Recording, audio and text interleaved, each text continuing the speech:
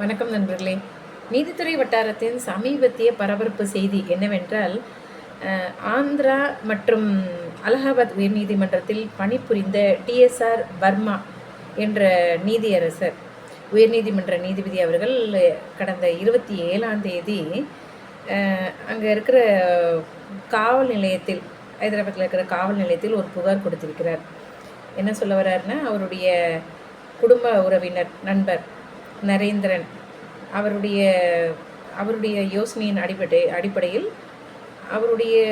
அவரால் அறிமுகம் செய்யப்பட்ட ஒரு ஷரத் யாதவ் எனப்படும் நபரிடம் சுமார் 2.5 கோடி ரூபாய் அவர் மதிப்புள்ள பணத்தை அவருடைய மனைவியும் அவருடைய மகள்களும் 2021 கொஞ்சம் கொஞ்சமாக கொடுத்திருக்கிறார்கள். என்ன காரணம்னா, அவர் ஒரு அஷூரன்ஸ் கொடுத்துருக்கிறாராம். அதாவது அன்னைக்கு தேதியில் 2021 ஆளுங்கட்சியாக, மத்தியில் ஆளுங்கட்சியாக இருந்த அரசு எதை மீன் பண்ணுறாருன்னு தெரியுது.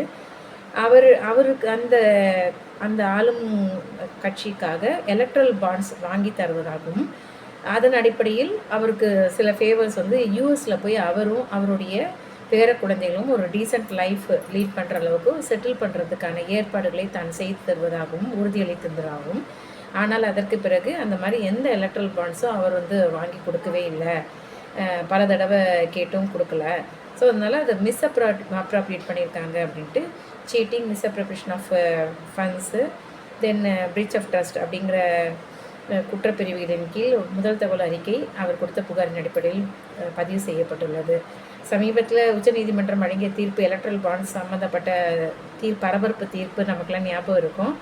இந்த மாதிரி அரசியல் கட்சிகளின் சார்பாக எலக்ட்ரல் பாண்ட்ஸு யார் வாங்குறாங்க அப்படிங்கிறது ரகசியத்தன்மை வைத்திருப்பதுங்கிறது ஒரு டிரான்ஸ்பரன்சி இந்த எலெக்ஷனில் இருக்கிறதுக்கான வாய்ப்பு இல்லை அப்படின்னு சொல்லிட்டு அது அன்கான்ஸ்டியூஷனல் அப்படின்னு டிக்ளேர் பண்ணியிருக்கிறது ஞாபகத்தில் இருக்கலாம்.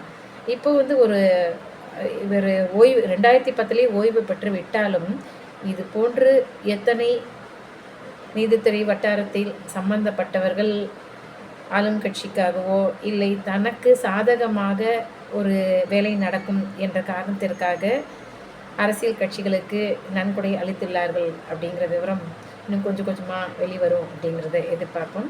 இதை பற்றி உங்களோட கருத்து என்னங்கிறத கமெண்ட்ஸில் சொல்லுங்கள். நன்றி. இன்னொரு பதிவில் பார்க்கலாம். நன்றி.